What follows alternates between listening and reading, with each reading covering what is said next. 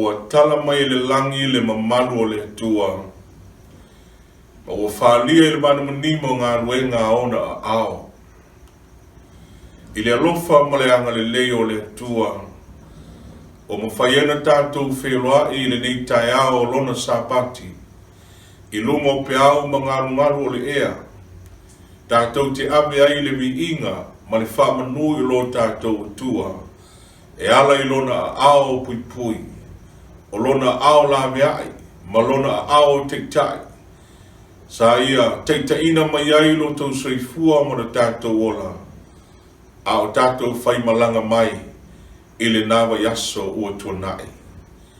E Faafeiloaiga ma whaatalo whatu.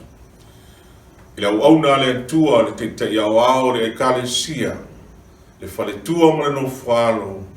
E maise o nofo a to'o le Ekalesia mai ona maunga maululunga. Ai maise o alo ma whanau. Tamā ma tina le au whengolenga te tofi a le atua. Whamalo le soifua ma le lange mama. O le whamoe ma le tatalo i a vea o na Sauniga Paia. O se whala'i a wina leo lo tau soifua ma le tātou ola. Au tātou whaatali bea i le aso e fio mai ai lo tātou tai. Whaafonga i le viinga o le atua o Sauniga.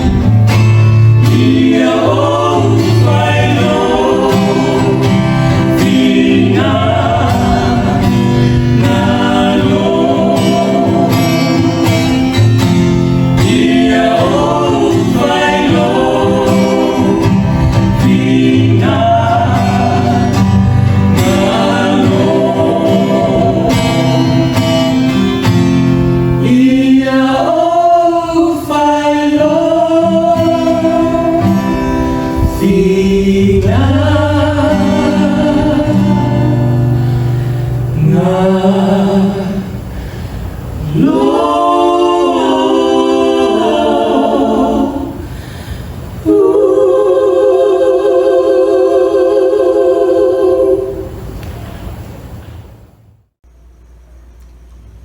saunia na tātou te tano.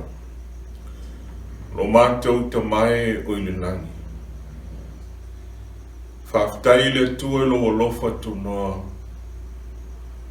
E ala i lau tala le lei. Lea ua mātou te liaina ma le fia. Ma mātou whaatalitali e tua i e tuso au folfolanga. I le aso e te fio mai ai.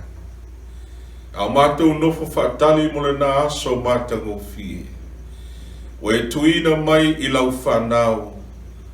Le matu pala Faapitoa. O mātou tiu te whai. Ina ia tia e ai le tino o keriso. Po lau Ekalesia po lau whanau. Ne ia aua nei po ia whaamani o whanga la mātou Sauniga. Mo le nā aso tele o lo to e fio whaalu mai. E alai o na talaina lau fionga le nei tae ao ma le awa oina o lau Tusi Paia. Alofa le atua fesoso ani mai. Whaleo ina i le ngangana e whanauina i le itu aso. Ina ia momoli atu le saumolia o lau fionga Paia. Ina ia whawhanga i nai o loto ma Finagalo o lau Ekalesia. Ina ia mātou maua le loto tele. Ma le malosi e maisi o le Malumalu Faapitoa. Nea mātou filifili ai, male atamai, nea mātou tutui o ruma, male fia male oli lau whaotanga. Mai lau auna vai male whaataua, wa nao se fuefo le eli, a vea ma mea whainga ruenga i o au mamana i le neitai au, mo le awa o ina o lau fiona Paia. E lolo masua fa Yesu, o le mtitano toine. Amen. O le tātou tusi su e le nei tai ao, o lo maua le tusi o whaalinga, lona matau poi fitu a o lona whai upo iwa, sa ia whaangata mai le whai upo e Sefulua'i fitu. E le leo na o Faitauina ina ia e manino, i le whiau o lo au mai e le atua i le nei tai ao, e ala i le tātou Lesona. Umamai atu ia mea o na o loa lea, Whauta fo i le motu o tangata i to tele, mai atu nu uma, ma ainga, ma nuu, ma ngangana ese, e le ma Faitau lia ese tasi.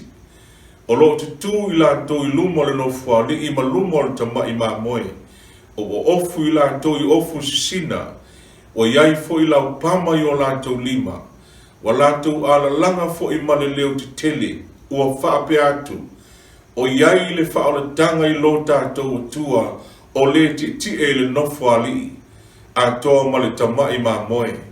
O te tū whaata lio angiru le nofo Alii ma le auto i ina ma mea ola e wha. Wa lātou whaapa whao i luma o le nofo Alii ma ifo atu i le atua.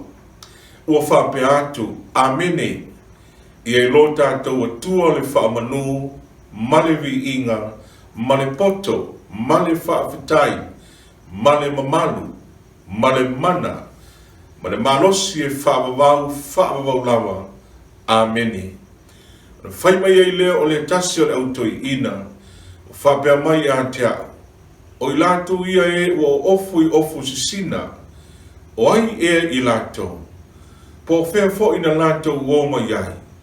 Ona o whapea tuai le i a te ia, leli ie, ua e silfia, ona whaapea mai ai lea o ia i a te au.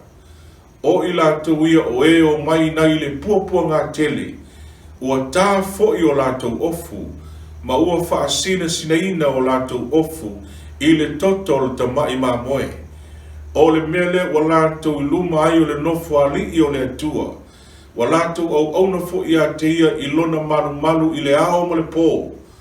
O le ti e fo i le nofo Alii e mauma i lātou. Lātou te le toi fia ai, e le toi fia inu fo i e le o tia i lātou i le la. O se tasi vevela, awa o le tamai ma moe o lo i luma o le nofo Alii, na te whawhanga ia i lātou. ma taitai a te ila toi puna o vaiola, e so loi e seina fo i le atua o loi Matauma, nai o latou mata.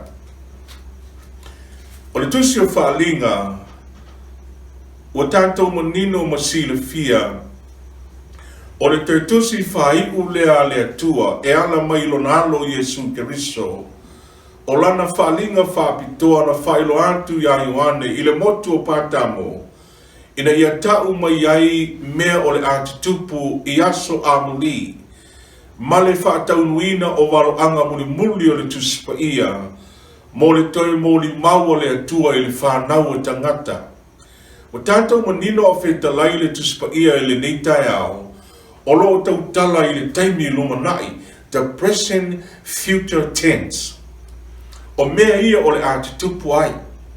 Whai mai o le ai le au paia o la ei sina, o le alatou au auna i le atua i le ao ma le pō e whaavavau lava. Ai olo i ai le mea tāua ina ia tātou wawa ai e ala i le Lesona. Whai mai o i la tau ia, na ui mai i puapua ngā.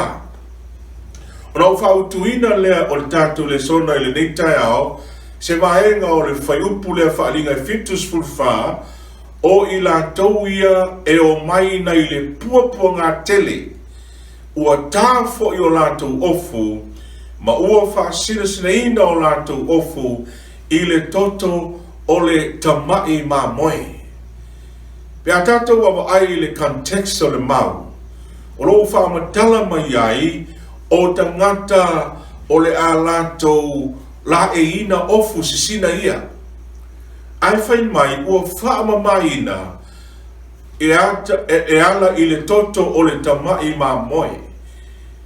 Ai whai mai o i la tau ia o e o mai na i le puapua ngā tele. O le a tātou talanoa i le tai aone i le tātou Lesona, wa olo i le tātou la unga e muli mai. A o le Lesona ia ina ia wha malama lama se mata upo le tuspa ia. O la ule la unga la, ia o la u whaia le tātou Lesona, po le hao onga o le tuspa ia, e tusa o le puapua ngā le tau tala i ai le tusi o whaalinga. O le au tūla o tātou Lesona o tai aone, o le whenga iai mo puapua ngā, whaiu o le lalolangi. O le whenga iai mo puapua ngā whaiu o le lalolangi. In English, facing Earth's final crisis. The word crisis, in definition, it is a great time of danger. Ele tuspa ia lo whangaina le upu tribulation. Ele ngangana e leni lo whanga le upu philipsis, or affliction, distress. O le winga o mawhatianga ona o pupua ngā ua o mai. Waia me tau o pupua ngā. O ni mea e te tupu wa lamatia ai le saunga le mu o le whanau o tangata. Ai wa wheta lai e su e tuspa ia, Faitau Tusi ane lom tau pasuro tolu, fai mai e su e maua o tau e pupua ngā i le lalolangi. O lono inga, e lea te tau o na tātou whiwhewhe e pupua ngā tātou te whaafengai, leanga o wheta lai e su e ala ila na whionga pa ia, e iai pupua ngā tātou te whetaiai. O na tāua lea, o na tātou wawa ai a o malitus pa ia, o aia me tau o pupua ngā. Ai o le ale taimi e o mai ai. Ai o le a se awala, o Saunia e le atua, e na ia whaasauina mai ai i tātou mai ia pupua ngā. O na te tala i leo tātou Lesona le tāo nei, i le upo le waloanga. O le a au maia i le tātou Lesona le tāo nei, e telen o koutinga i le spirit of prophecy. O wa au te loa matari tonu le Ekalesia pa i ai le atua. Ua umari taimi e taua o ao tātou i le rofa. Ua te tauna e ola i le rofa. Ua umari taimi e taua o ao tātou i le onosai. wa te tau ona e ola ono sailoa. There is no need to teach love or patience or faith. All we need to do is to live it. Ai olo iai le sila sanga taua e manao le atua e lana Ekalesia ina ia o iai. Olo tatou malama lea i taimi whaiu, ma puapua ngā whaiu, ma walo anga whaiu o le tuspaia. Ina ia tā pena iai le soifua ma le tatou ola ina ia aua nei po ia whaamani o whanga. La tatou sauniuninga mo le aso tele o le toe fio mai o lo tatou li o Yesu Keriso. Ana le ai le tala le lei, ma le upomoni a le atua, e le ai so tatou tai au whaapene. Se manuna o le tatou fia i mea o le olanga. Whaia mea uma tatou te mana na oai. Ai whaatali le aso e oti ai. Ai whaatai le atua, wa mawhaio na launga, ma o ao le fia Paia le atua, ona ua iai le wha moe moe. Le awala lau papa lea na saso o Yesu i kale vario. Leo mawhai ai, ona o tūlai o Touluma, e ala i peau mangalu o le ea. Ma whaaso atu ia te oe, lea fionga Paia le atua. Ia ai maise, o le ngaluenga, leo whai ngaluenga, i lea Sapati ma lea Sapati, o lea fiafi ma lea fiafi, o lea tae au ma lea tae au. Ina ia mawhai o na whawhanga ina pea, o tātou anganga, i lea fionga Paia le atua. Ina ia tātou maua le whaamoe moe, e whaapeo na Sefulua'i, e le awhionga Paia le atua. O le atu talan tātou Lesona le taone, whafonga i le nganga o waloanga. Spirit of prophecy. The world is becoming more and more lawless. Wa whaatu puina pea, le soli ngā tula fono. Po le ola o tangata i tula fono le atua. Soon great trouble will arise among the nations. Trouble that will not cease until Jesus comes. Pamaina Taulaga to Paia review and heralds. Februari sutasi te sihiwa o wha. Taulaga le nganga waloanga. Pamai ua o I le taimi. Ua avea le taimi o lo tātou ola ma Sefulua'i. Ua ola tangata. Ua unoa ma le tula fono o le atua. Pamai Tusi o mata yo e maa lili foi loto tangata I to tele. Awa ua tupu tele. Lea mio leanga. O popo ngala ia e talanoina le Lesona te aone. Ka mai whamtalanga le nganga waloanga. Great trouble, popo ngā. O le atu lai mai I le lalolangi atoa. Ma Faafeiloaiga e le mawai. Se yo o le aso e fio ma ia Yesu e a tili tupu pea. O mea popo ngā ma Faafeiloaiga le lalolangi. Alright? O mea tāua e au ona tātou loa. Important events that we must be aware of. Momua e au mai e le atua le lapata inga a o lumanai le unga o le lalolangi. God has always warned of coming judgments. God has always given men warning of coming judgments.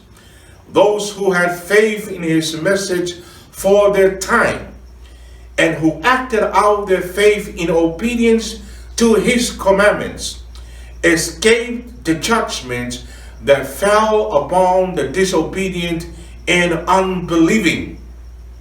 But mai whamtalanga le nganga waloanga, tuida mai le atua I tangata le lapata inga o le unga o le lalolangi po le whamasinonga. Se a fio mai Yesu, e le fio mai Yesu e toi lau ni o tai unga, e a fio mai Yesu ua uma na whai le whamasinonga e lua vaenga te ia isi ira e te ola pe te leola. O na tāua lea, o na tātou wawa ai, po le whea o lo tātou tutu ai, leanga o lo sau Yesu male unga o le whamsinonga. O le taimine lo alo le wheau ia e matau le atua ma matu ia te ia lona vi inga, awa ua o mai le tuaso o lana whaamsinonga.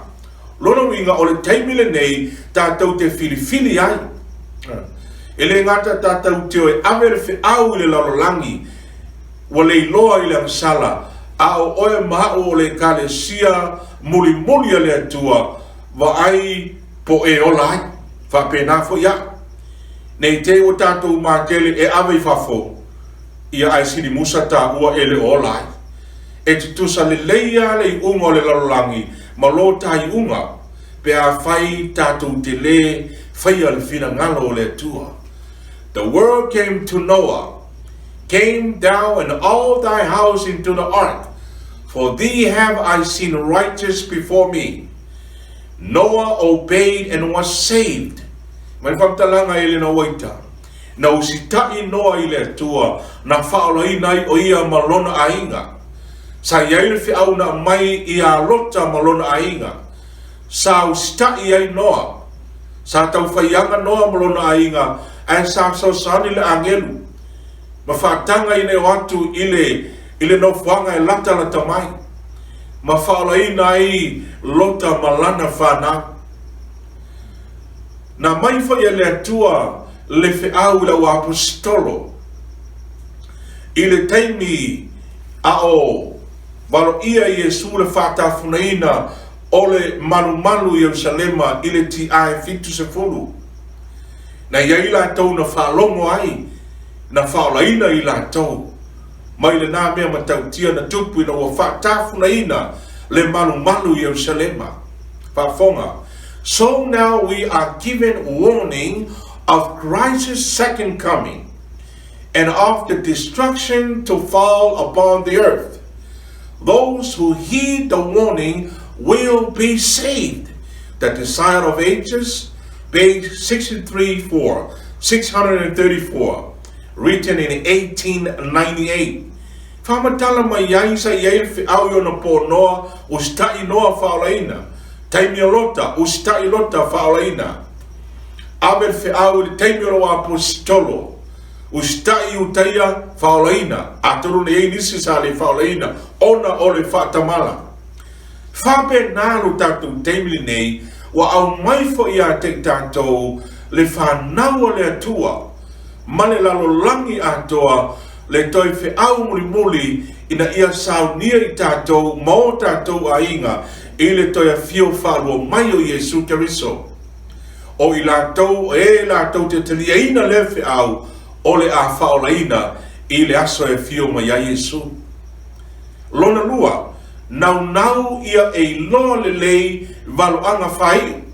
Last day prophecies demand our attention. Peo na ta ua ile taimi ufano.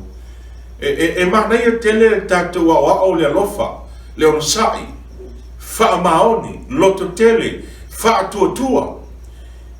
Ia te awa ia my own personal experience with the time that we live in. We don't need to preach this anymore. We just have to live it. Aore mele mana oile tua, ia tātou nau, na ia tātou loa le leile opo le waloanga, e whaasine lo tātou taimi. Whamai mo pe teru mo mua, whai pasuriwa ma lua sifuru, o loo ia te tātou foi le opo le waloanga, e sili lona mausali, the sure word of prophecy, e le lei o na tātou nau iai. E whapeo se la mepa e mumule mea pōsa, se ia tafa mai ata, mai alua e foi le whetuao, i o o tauloto. Whafonga whamtalanga the spirit of prophecy. I then saw the third angel, Tusi o whalinga Sefulua'i, Paiwa tal sutasi, said my accompanying angel, fearful is his work. Ina wa uma o na lau le whalinga lea Sefulua'i, o le whiau lea le angelu lona tolu, le a tau le lalolangi, le manu whiai malona whaatangata, ai se ifo le manu whiai malona whaatangata, matalia le whailonga i lona muaulu, e inu lawa ia le toa sama mafa o le atua. O na whai mai lea o le nga waita, pa mai o lana accompanying angel ringa o le angelu lea na fesosoani e wha malamalama ele na wita. My fearful is his word. E matautia le ngā ruenga le angelu lea lona tolu. Awful is his mission. E matua ofo fongia ia le taimi ave ai le whiau lea. Matiutio le whiau lea. He is the angel that is to select the wheat from the tares and seal or bind the wheat from the heavenly corner. These things should engross the whole mind, the whole attention. Pafonga le mai. E manao le tua, e ala mai ile anganga o waloanga, na ia tātou matua su lei le whiau lea le angelu lona tolu. Awa o le whiau lea e tāwa vai ai le saito ma le titania. Lono inga, o se whiau e te tau o na ave i le taimi lea o lo tātou ui ai i popo ngā. Talai Yesu na matea lua sulfa o whailonga le taimi e whamai Yesu ato wai o te tupu ia mea o nā mea uma o le amatanga ia o popo ngā. So during tribulation, e ave ai le whiau le atua ina ia tāwa vai tangata o le atua ma tangata o le lalalangi. In the church of God in the last days, there are two types of people. People, number one, are the church-going people. Number two are the real church of God. E iai tangata e ta'u o so'o, ma tangata e ta'u o tangata lotu. In the end, there will be only two types of people in the whole wide world. People belongs to God. O tangata e usta'i le tua, ma tangata e le usta'i le tua.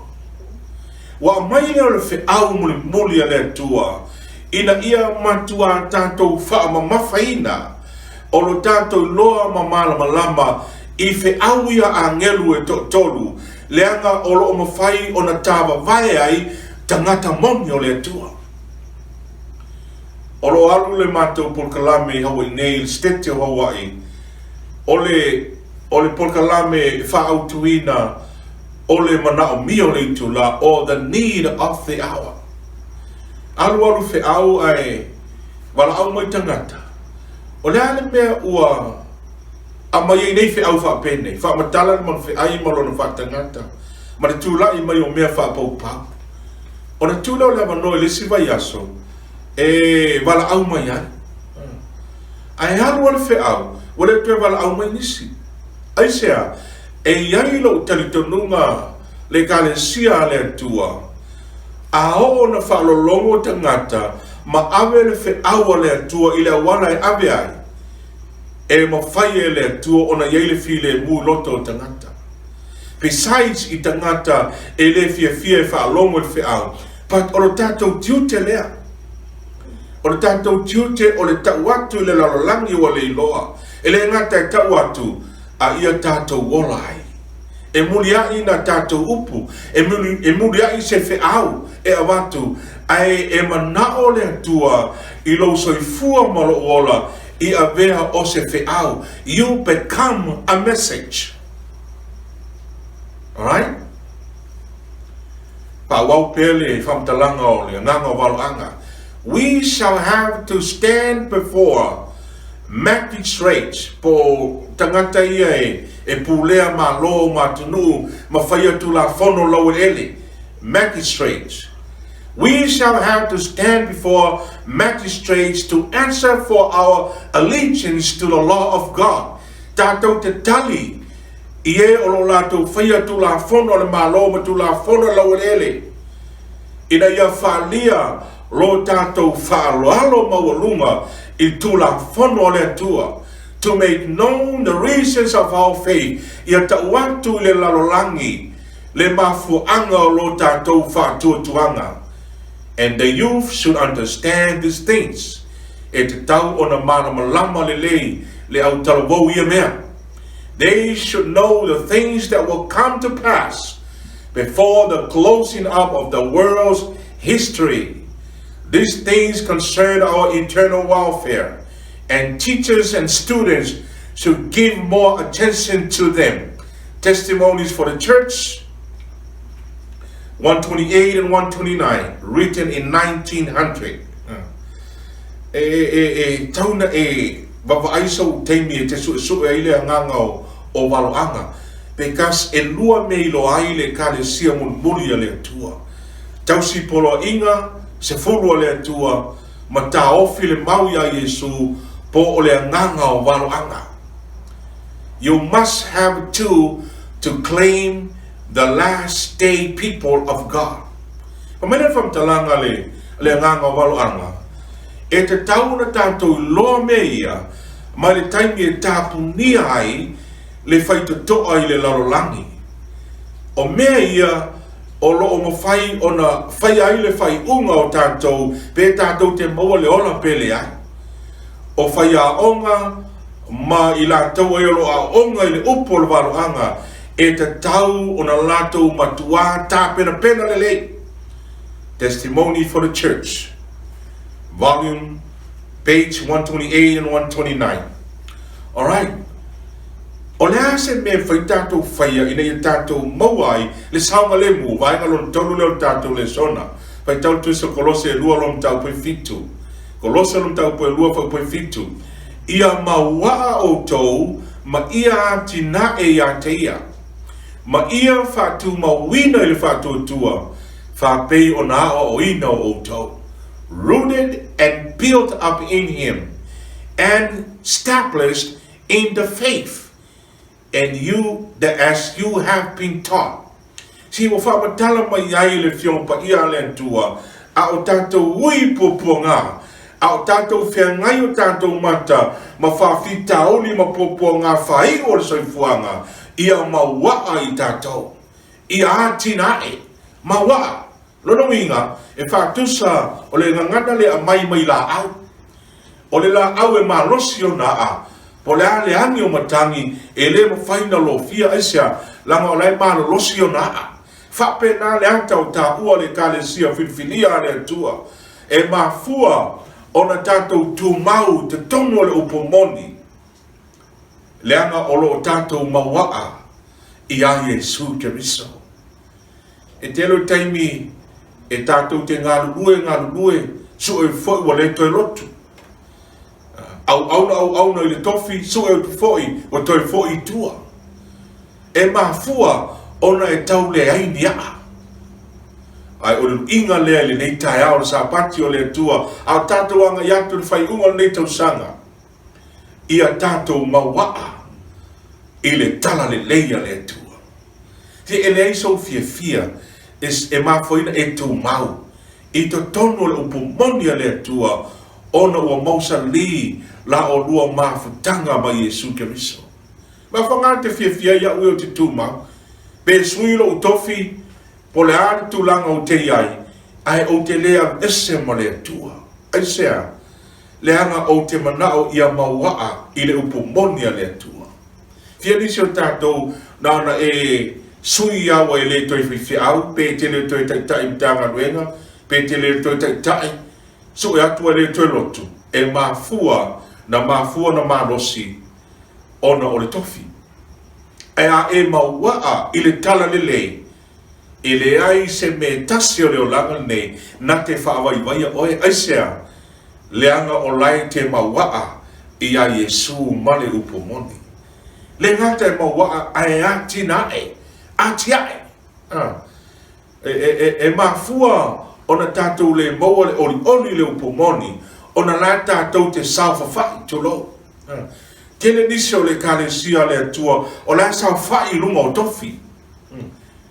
Ua fia alu lunga luenga, a lai te ta oto i lunga o tofi.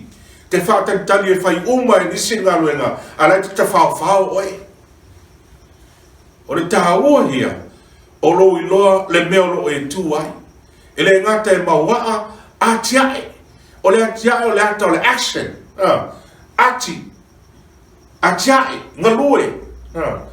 I te ala e le tai au, o iei lau plan o le tai au. Le aso sa, e te alu e whainga ruenga lotu.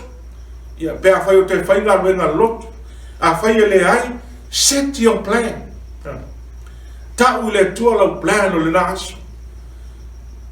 Nga lue, tau tua lau ainga, ma tau tua le Ekalesia le tua. Wha tu mawina, vainga non tauru leo le maulea. Ma waa a tiae ma wha tu mawina. Lono ingo, leo pura wha tu mawina. E ke ngofo oe ma wha tu mau oe. Ke le wha kanikali se sausa si a me kau wha tu mau oe. E ke ngofo oe ma wha tu mau oe. O lau filfilinga foi e te tu mau ai. O lau filfilinga foi e te le tu mau ai. So e ta ua la, o na e nofa oe ma wha tu mau oe. Awa nei whātu mawina oe ona o lau awa. Awa nei whātu mawina oe ona o lau tiute. Aia whātu mawina oe ina ua e mawaa mati na e loso i fua i lungo le fionga pa ia le atua. Ma pele i ate oe le upumonia le atua. Sa au lotu le lotu o sa. E pele ia te au lau lotu. E ne wau malama lama i upumoni a le atua. Ona au le fefelea, po a upo o tangata. Te manatua, ina ua tua atu le lotu Sapati a o i Samoa. Te lotu lai, e toli ulu mai lo tama. Na wa ai mea lo tama i antiao, fai mai lo la malantanga. Oi, o le mea la lea te manao ai. Temna o e tialu e tausi lo Sapati. Ai aru lo tamai whai tato umu tai au. Na o langona lava lo mawhatia e le tala lo tamai. Na o tali file e mumau whai atu. E le ai. Awa e te popole o le umu le na e o atu tai au. Ua umana ta pena le umu e te tau mawhai. E alo tala le ia te oe lo tamai. O te awa ia te oe mea umalama. O te whaia so se mea e te sau noa mai ai, leanga o oe o luk tamana o ola mai ai le lalangu nei. Ai o lau whitwhilinga, o te muli e whai le Finagalo le atua. Ia e mania oe luk tamana, o lau whitwhilinga e Faitau tasi. Ai o ai na ilu ma talo, o lau tala le no whai o matua. O ai na ilu ma talo, o la tātou whilwhilinga e usita i le upo le atua. E tātou te vaia i manuia i te tono le tātou aina. Na whātaunuina lea folfolanga na uwhaia i o matua. Na malanga mai Amerika ma o whauma le aonga i a mga lue ai ma o mai o matua i Amerika. Whalongo lo te mānei una maliu ai sa ele na whilwhilinga e tū mo le upo le atua. O le so i fua pia so tina. O lo lotu nei tatu Ekalesia i vai tele i tai. Walu su 5 tausanga o lona so i fua. Ai o lau ngā luenga lea sa whai. O lo umoli mau i o matua. I le upo monia le atua. E whape nā le ata o le tangata. Ua ia te ia le upo moni ma le tala le lei. Wa fia e moli mawatu. Wa fia e ta watu le upumonia le atua. O lo matu lo lotu manai ta mama na tina. Sa fai fe au i lotu aso sa. Alu fe au le tau sanga le te atu ne. Tina ana tele Faafeiloaiga li na tupu i tono le ngā wenga. A sa le tu ua la veina o le moli mau. Aisea le anga o le vala au o le atua. O le wala au Faapitoa ia i la tau o e ua whiliwhinia i le atua pe a whai te talia le nā wala au. E ma whaina tātou lo lotu whaatasi i te tonu o le Ekalesia sa fitu sa motu to tasi but e le kan whe mai lo iai le ola e whaapawau. Le anga iai fu tangata lotu o sa fitu sa motu to tasi e mapo lotu ai le o le ola e whaapawau. E wawa ai masei, e wha masino. Ai lewa mai fe au o le tai au le nei. e te whesilia I oi a te oe, whaamata o oe monia o se tangata o le Ekalesia mulimuli a le atua. O tangata na e whiu matangi e a foi e tangu whai e whaamatia. E whiu Faafitauli, e le mwhai, aisea, leanga o lai mawaa I le upumoni, e mawaa I le whaatuatua, e na te whaatu mawina ia lava, e le tau Sefulua'i e sesi tulo, e le tau whaiatu e te malosi, e le tau whaiatu e te alofa, e le tau whaiatu e te whaamaoni, le ai o mea na e te tupu I whaina I lo loto, ma e whaavasengaina I lo soifua au e whaatari mo le aso e whio mo iailu tātou matai e whaapoe nā whoi au le tau talatu. Alright? Lifestyle and activities of the remnant. A spirit of service and self-sacrifice. Whafonga from Taulaga e le winter. Long has God waited for the spirit of service to take possession of the whole church, so that everyone shall be working for him according to his ability. Wa umaye le tua, le nganga o le auauna, le tautua. Ina ia mawhai ona tato uma wina, I to tono le Ekalesia le tua, ina ia ngalue le tangata lava ia, e tusa o le wala au le tua, wa wala au inai. The ability. E se tiute matofi, whai au, to ina, tia kono, taitai amasa, taitai o talowo, taitai society, ma so se tangata. We have different measure of abilities in the church. Matiso Efeso lo tau pai fasu tasi. Mai naia malawina fo inisi matofia nisi e fai ma perfecta, e fai ma apostolo, e fai ma evangelia, e fai ma leo, e fai ma ao. Ina ia fa ato to inai le au paia, o le opu fa ato to ina, e sau ma ngana e lini fa liu ma le equip. Fa'au pereina, lono inga o tātou o tools, o tātou o mea Finagalo le atua. Ina ia ātina e ai edify. Lono inga, a le whaialo tiute, le whaialo tiute. Ia, o le mawhainati a e ngā le atua.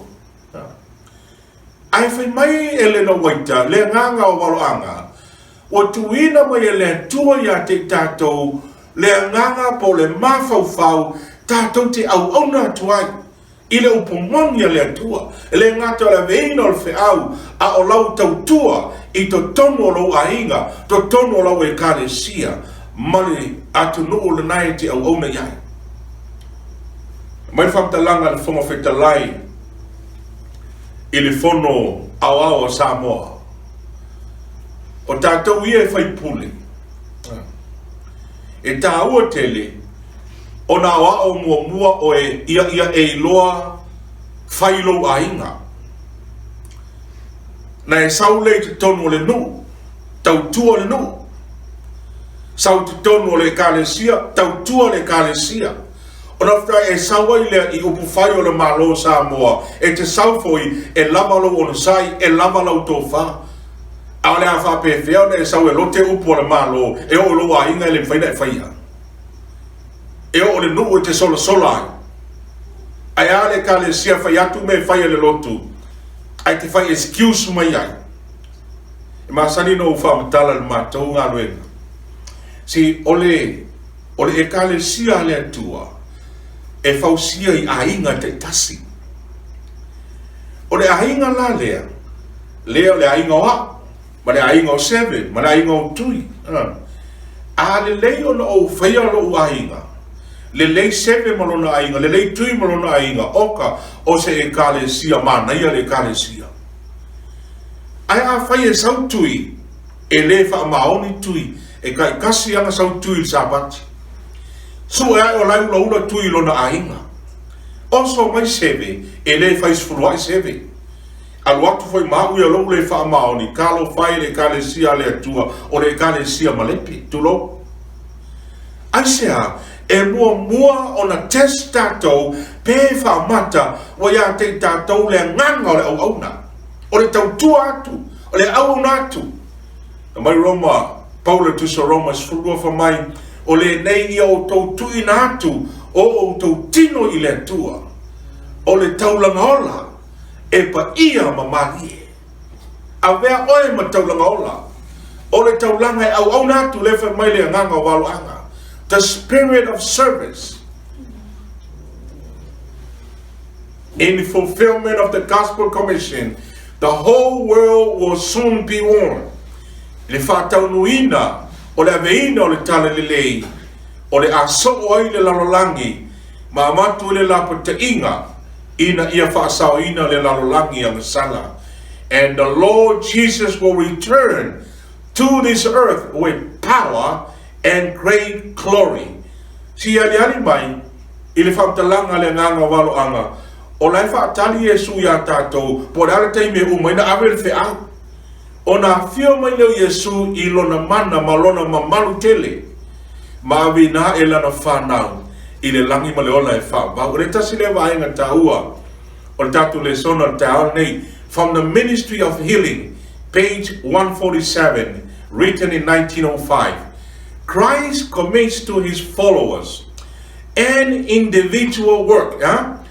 O tuina mai e Yesu Keriso, o lana wala au, ile soo, po le tangata o le Ekalesia, o le ngā luenga Faitau tasi, po le ngā luenga a le tangata totasi, individual work. A work that cannot be done by proxy. O le ngā luenga e le mawhai e tai man tangata taualoa, po se whaapotopotonga tangata to tele, o na whaia tangata totasi. Ministry to the sick and the poor. The giving of the gospel to the lost is not to be left to committees or organized charities. O le ata o le Ekalesia, male porkalame, ale Ekalesia ale atua, whamai e le te tau o na tuufuaina i committee, board, local church, e leo se tiute na ale local church, e mo whaina whaipe a tala noina, but whaafonga whamtalanga le nganga waloanga. Individual responsibility, individual effort, personal sacrifice is the requirement of the gospel. O lo soifua, totasi, individual, o lo au nanga, o lo whaamaoni, o lo tuina atu o le mori mau, whamai whamtalanga e lena waita, o le requirement, o le tiute, le nā, o le talalele, it is a personal sacrifice. O le taulanga o tuina atu atotoa. Te tau o lo manino i le mea. Occupy till I come. Christ says, occupy till I come. A mai lea le Lucas Fulio fa pesulto. O lo fa matala mai ai, le matai sa ia tuina mina i ana au auna. O na haru malanga lea, ai fa iai fa matalanga, ia ngalue ina me ia, o te toe sau. Ngalue o te alu ai o te toe sau. O le ata o Yesu, o la ua fio i le langi. A o tuina mai a te ta ua le taleni, ma le tiute, o le soifuanga o le tangata Gerisiano, le whanau le atua. We have been given a personal responsibility to serve God, to be honest, to have integrity, to have faith, to be courageous, to do everything according to the will of God. O le wala aurana le atua mo lana Ekalesia. Ina ia tātou maua, le whamoenga i le ola e whawawau. O lono inga, e aliani mai le tātou Lesona le tai aole nei, o lau au nanga, individually, e mawhai ai o na riwo o i le aso e fio mai ai Yesu. Aisea, personal sacrifice, o lo wola tu inatu, e au noa mali whaalave lave, o lo ta mama lo tinapo, o lo whanaupo, o lo to lua. E te tū to tasi lunga o le atua. E te filifili to tasi. E te oti to tasi. e te tūto tasi luma o le no fō whāmasino o le atua. Wa mai le atua lo tātou Faafeiloaiga ma le matūpang pala. Mai tātou Lesona le tai au nei, whenga iai ma Faapitoa ma popua ngā whai o le larolangi le nei. Wheta lai Yesu e iai popua ngā tātou te whetai ai. A o nā popua ngā e ma whai ai o nā whaamausaliina lo tātou whaatutua. O a tātou au nanga, mana tātou ngā luenga tau tua i to tonu o le lotu, to tonu o le ainga. Si awa te manatu ai aru le lotu, fitu ai whaamaoni lea, ai te lea ngā whai i to tonu o lo ainga. E mua na e whaamaoni lea tua i le tau singa o lo ainga. Ai awatu whai le lotu, e ati le aina e whaamaoni, esia, e amata tu tua o lo ainga. E tele tangata, e mafua o na oti le tātou lotu. Ona o tangata e le whaamaoni le tausinga o ainga, awa awe le Ekalesia tofi maururunga, ona oti fo ilea ma le lotu ia. Leanga e amata ia te oi. Starts from within you. Alright? Okay. Occupy till I come. It may be but a few years until our life's history shall close. But we must occupy till then. E te taulaga o na tātou ngānu rua le upuna occupy o te whaaliluina i le upu ngalue. Occupy whaatumu, whaangalo teimi, whaangalo tiute. So i fua maola i le ami o tongu o le atua. Tātou i o ta ua o le Ekalesia muri a le atua. Tātou te le mita le ingoa tātou lotu. Wa pe o pau whape nā fo i le nganga o tātou. Tau lo SISDAC i pe o tātou wa so o mare langi. Don't do that. O te mita le ingoa le lotu. Sometimes we heard something like this. Angale ai al SISDAC. Angale ai al SISDAC. Whamoremole SISDAC. Angale ai le atua e te le tū le tūte nai te tū ai. So don't say that. In the name of Jesus. Angale ai le atua e le ai se SISDAC. Ta uan tātou manino le nā mea. Otherwise, e peia tātou isi lotu. Tātou te whaamaururunga ai. Ma tātou wa ai maua lalo ai isi. Ma tātou whaamasino ai le lotu a le atua. E na mafua na wala au o le atua. O lau au nanga e tauia o le atua le aso e fio mo ia Yesu. As if each day might be our last. Nga lue pea e whaapeia o le aso. O le aso muli lea. A fio mai lo Yesu. Whaafonga na whamatalanga e le no waita. We should watch and work and pray as though this were the last day that will be granted us. Testimonies for the Church, page 200, written in 1882. Our only safety is in doing our work for each day as it comes. Tahua yo Mele. Lorungi o le whamtalanga. E te hala mai le tai au. Awa e te popole tai au. Le aso le nei e te hala mai ai. Whai o mau fuafuanga as if o le auli e fio mai ai Yesu. Awa tu le auli e le fio mai Yesu. Whai uma man wha mauni me uma. Expect o e a fio mai Yesu i le fiafi. I have a favorite song that I always sing. Jesus may come in the morning. Jesus may come in the noon. Jesus may come in the evening. So keep your heart in tune. A tonu e fio mai Yesu le tai au. A whai le ai. Oh, a tonu e fio mai le auli. A watu le auli e le ai. Oh, never mind. Jesus may come in the evening, so keep your hearts in tune. Lekalesia Paia le tua. Keep your hearts in tune. Afonga from Talanga, Spirit Prophecy. Testimony for the Church, page 44, 1902. Each morning, consecrate yourself and your children to God for that day. O taia uma, whapotopoto, Oe Malumainga malau whanau. Ile tua ile naso. Make no calculation for months or years. Aua e whaia ni porkalame mani fuafuanga. Wo le masina o lumanai mani tausanga. These are not yours. E leo sau matafa yo ile na. One brief day is given you. O le aso le nei wa matri ante oe. As if it were your last on earth. E pei lava o le toi aso muri muri lea. Work during its hours for the master. Ia e ngalue iona I tūlai le naso mo le tua. Lay all your plans before God. Tua tuilimu o le tua au fuafuanga. To be carried out or given up. Ia whauau pe tau finisi mea ele tau. As his providence shall indicate. E whapei ona tai ai ta ua ele tua. E se le tau o ia mea. O fasili la tau ni malu tau. O le ase me te tau na whaile aso nei. Whalinga su lono whai pesu lima. Whauta o te aluatu e peo se ngoi. Amu ia le matala. Ma tausi ona ofu. Ina nei savali o ia e le lava.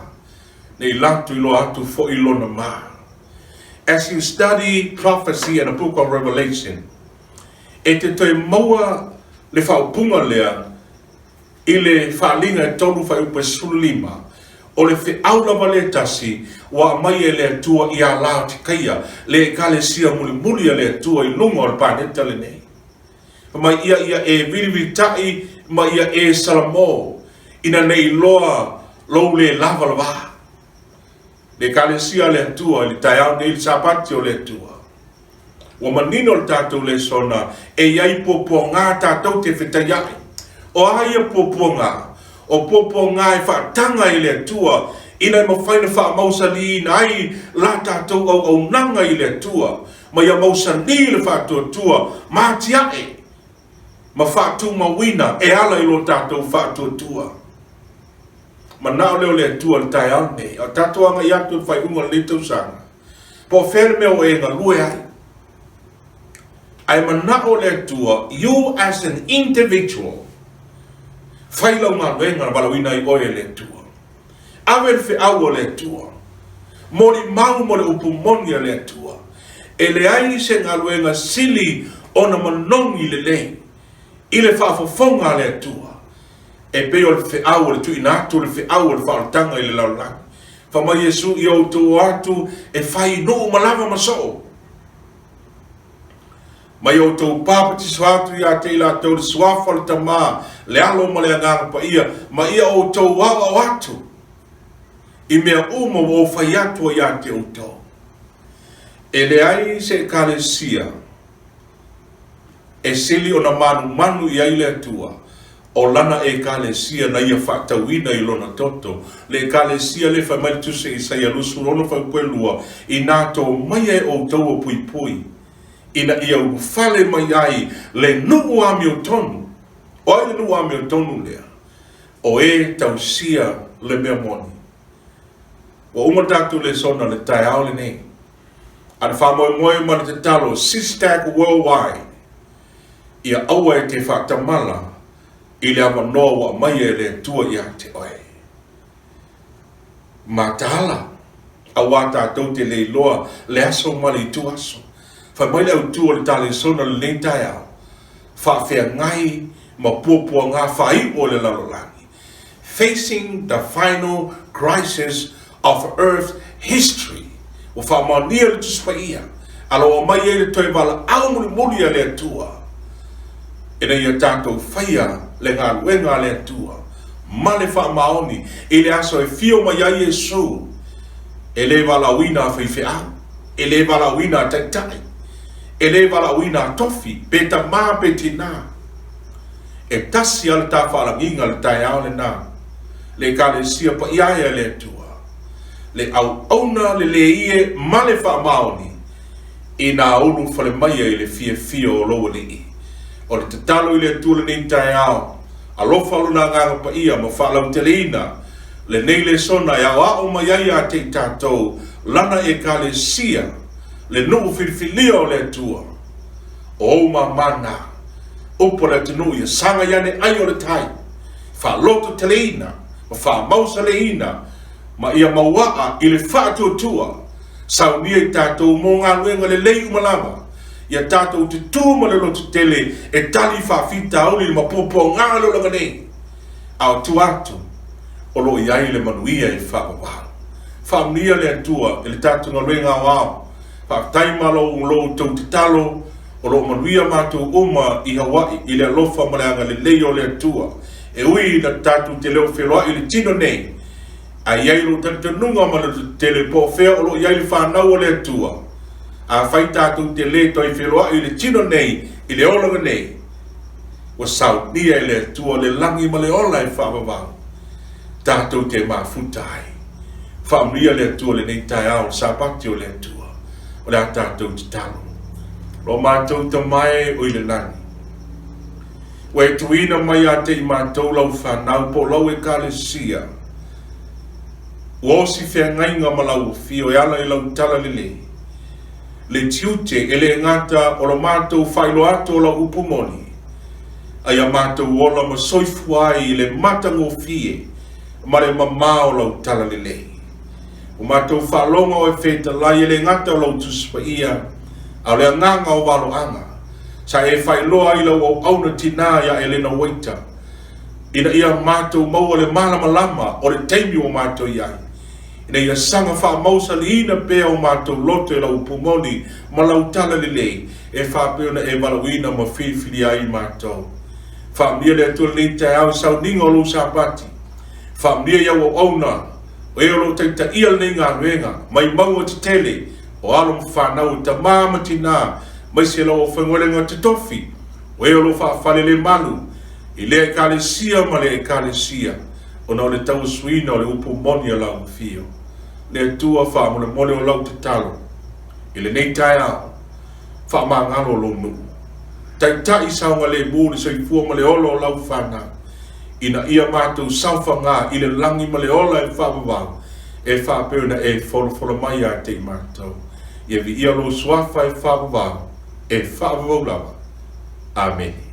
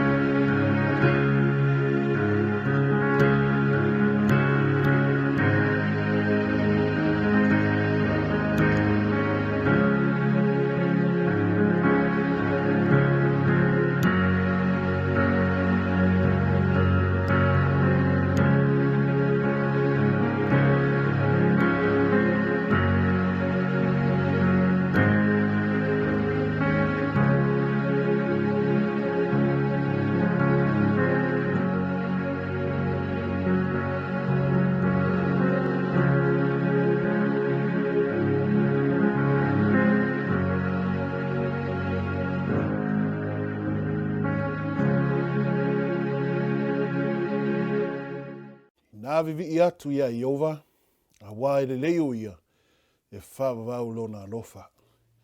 O le alofa lava le nā, le atua i lo soifua, mai se lo nei ola leo o mwhai, le nei Sapati, on tātou Sefulua'i, i luma, po lunga foi, nei awala wa saunia le atua, a wā le nei sauninga Paia lona Sapati, ona fia foi le loto, Faafeiloaiga atu i tamā le alo ai mai se le agaga Paia. Le nei Sapati ia whaapenana vi ia le atua. Ma ia vi ia pea o ia i mea uma tātou te whaia. Ona fia foi au whai masui o se mātou Matagaluega. Faafeiloaiga atu ai, i lo sunga taitai au, Pastor Willie, ma le fatua, faapena foi, le Tusi, Pastor Masipau, ma le fatua, ia mai se foi lana au te oloa, Pastor Tanuvasa, ma le fatua, ia faapena foi, le uli o tatou ngaluenga, po le komiki au, taitai mtangaluenga, taito tasi, mtangaluenga, taito tasi, ia ele ngata foi lea, o maunga teles, o Paia maunga iti, ia Faafeiloaiga atu, i tatou ngaluenga au, sa mo tuto tasi nei Sapati le ngalo foi, ta matua, tina matua, ia i meise, ta malolo Malumalu, Pastor Valele, faapena foi o Faletua, malolo Malumalu, ia i le whamnyanga le atua, i le nei Sapati. Se tasi wa whaina asia foi tātou le nei Sapati, ia o se whamnyanga foi, i le Ekalesia, whaina tātou maua nei wheroinga, ia i meise foi, talo atu, ia iei whamnyanga le atua, ia le upu le atua nei Sapati.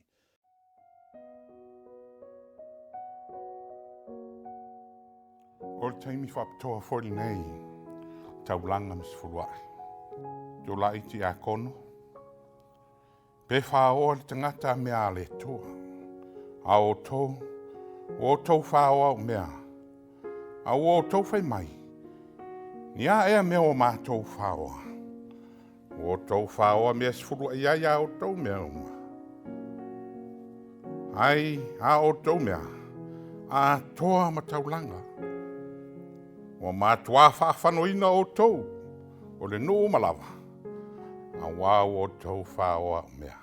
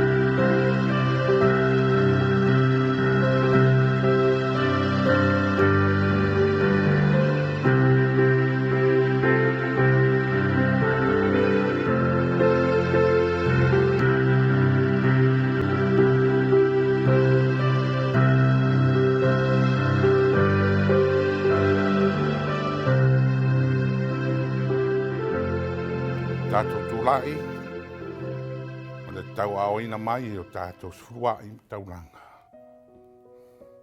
I nā o mai a mea Sefulua'i ia o tau mea o malawa, le Faletua i mea. Ina ia iai mea ai lo fale. Mai o tau tofu mai a te hao i le nei mea. O a feta lai mai ai i ova o au. Pe o te le toina puni langi mo oto. Ma sa atu le manuia mo oto, ina se ia sili o na tele.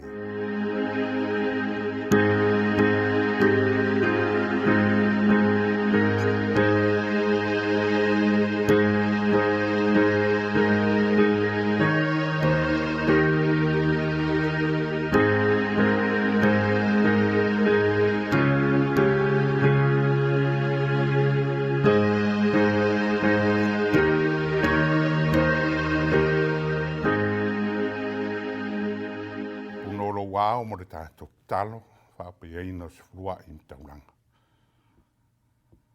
Whaafitai ta mai lo wanga lei. Le malosi na e foa i lo ainga polo noo le nei vaiaso. Le o mātou whaafoia tuai o Sefulua'i Taulaga. Se e alofa ma e whaapaia ma whamanuia. Talo ia tala langi, sa ifo manuia i o la tōrunga. I o mātou fia lava i o lava whaamnianga. Atoa I mō mātou tangata, mō o e malo Finagalo. I le suafa o Iesu. Amen. Nei tu la, o le au saunia tātou talo, mo ne tusi faitau, ia ona mata loa tātou sauninga le nei sapati. Vi ia lava lo fio le atua, le nei awa noa wa mātou maua. O rea mātou faitauina, lo wa fionga Paia.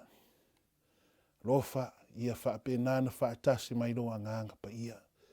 Fe sosoani mātou faitau, mātou whaalongo.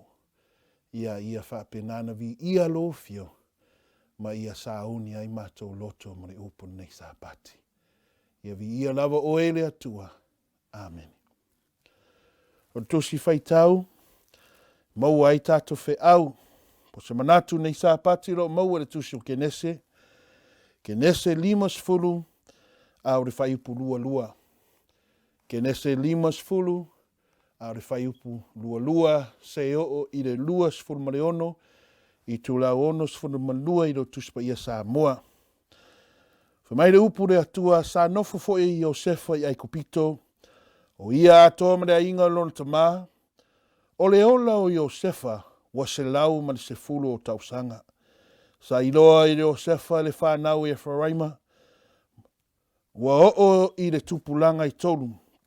O le whanau fo i o Makiro o le atari i leo Manase na sapa ia i lunga o turivai o Iosefa.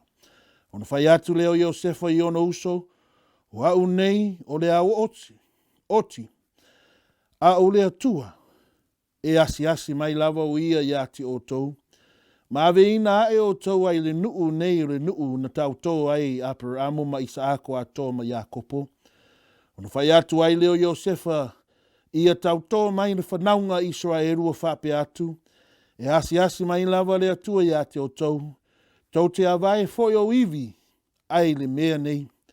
O na oti leo Iosefa, ina ua a toa. O na tau sanga i se lau ma le Sefulu. Na atua la ina foi o ia e lato, ma tuu i le ato la au o Aikopito. So Joseph died being 110 years old, and they embalmed him, and he was put in a coffin. Le au tūle nei Sapati. O le mana onga muri ia tu mau i le folfolanga le atua. A final request to stay in God's promise. Le nei tu la, o le a tātou wha longo ma wha fonga i le Pese Faapitoa wa Sauniga le nei Sapati.